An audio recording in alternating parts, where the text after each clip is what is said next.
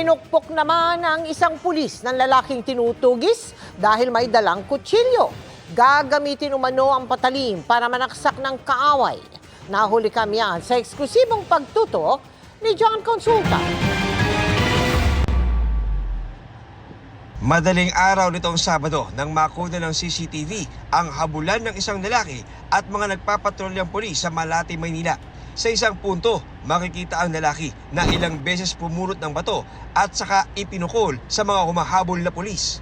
Hanggang sa na-corner siya at sinunggaban ng pulis. Pero ang lalaki lumaban at pinagpupukpok ng matulis sa bato ang ulo ng pulis. Sa huli, naaresto ang 32 anyos na suspect na dati nang nakulong dahil sa kasong robbery. Na-recover sa kanya ang isang kutsilyo. Duguan naman ang responding pulis na nagtamo ng malalim na sugat sa ulo. Hinahawakan niyang pilit yung katawan at the same time yung kamay nitong suspect natin at baka makuha yung patalim sa kanyang katawan.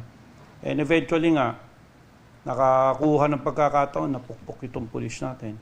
Aminado ang suspect na kakagamit lang niya noon ng solvent at may plano dapat siyang gawin bago na aresto. Malalaksak lang po.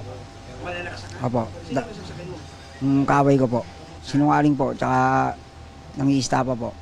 Tapos yun, nagkikita po kami. Kaya ano plano mo? Yun, salubungin po siya. Saksakin po. Sorry po, tsaka yun lang po, sana mapatawad din po sa ginawa ko sa kanya. Na-inquest na natin siya ay nakasuhan ng direct assault. At the same time, yung illegal possession ng bladed weapon. Dahil dun sa ginawa niya sa pulis natin at istigahan pa natin to kung meron na siyang mga dating kaso o kaya may kinasangkutan na siya na ibang mga krimen. Para sa GMA Integrated News, John Consulta, nakatutok 24 oras.